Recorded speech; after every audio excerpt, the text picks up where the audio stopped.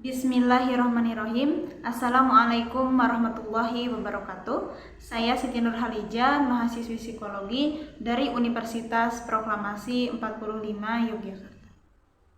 Pada kesempatan kali ini, saya akan menceritakan mengenai proses penelitian yang sudah saya lakukan.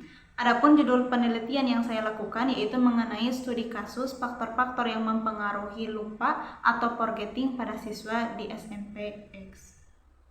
Adapun alasan saya mengapa saya tertarik mengambil tema ini, karena menurut saya lupa memang merupakan hal yang wajar atau yang biasa yang sudah terjadi di lingkungan kita sehari-hari, bahkan itu terjadi pada diri saya sendiri.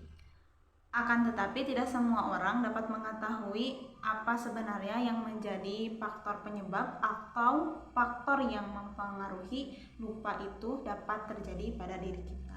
Maka dari itu, saya merasa tertarik untuk menggali lebih dalam mengenai tema ini, mengenai faktor-faktor yang dapat mempengaruhi lupa. Adapun untuk proses penelitian yang saya lakukan, yaitu yang pertama tentunya menentukan tema terlebih dahulu. Adapun tema saya dalam penelitian ini sudah saya sebutkan di awal tadi, yaitu mengenai lupa. Kemudian setelah saya menemukan tema, dilanjutkan dengan langkah selanjutnya, yaitu proses selanjutnya, yaitu dengan mencari subjek penelitian. Untuk subjek penelitian sendiri, saya mengambil salah satu siswa di sekolah menengah pertama.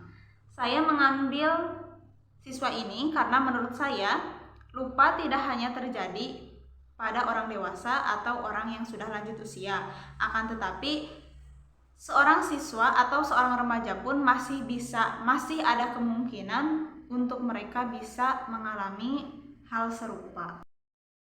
Adapun proses yang selanjutnya yaitu saya lanjutkan dengan mewawancarai subjek.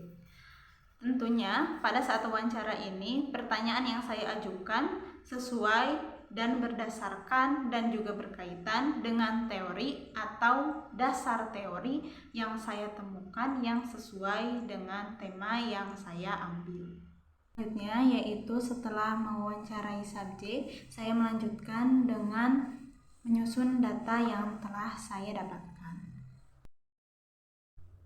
Adapun kendala yang saya alami dalam proses penelitian ini yaitu yang pertama, kesulitan menemukan subjek, karena di sekitar tempat saya kebanyakan sudah memasuki SMA dan juga SD. Kebanyakan itu SMA dan SD, sedangkan yang SMP-nya bisa dikatakan hampir tidak ada.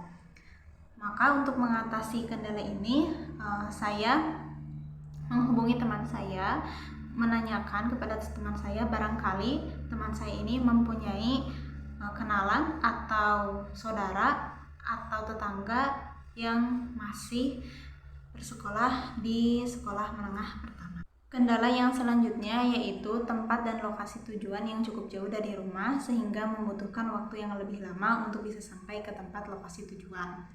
Maka dari itu, untuk mengatasi hal ini, maka biasanya saya berangkat lebih awal sehingga dapat bertemu subjek, dapat sampai di tempat tujuan dengan tepat waktu.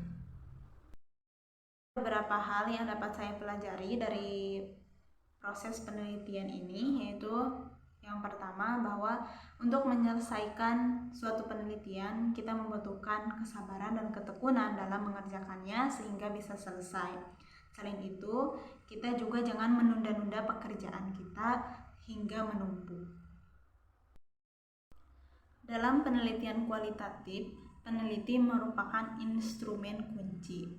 Peneliti berperan utama dalam penelitian kualitatif. Sukses atau tidaknya penelitian kualitatif ini ditentukan oleh peneliti itu sendiri, karena dalam penelitian ini peneliti harus turun langsung ke lapangan untuk meneliti subjek penelitian.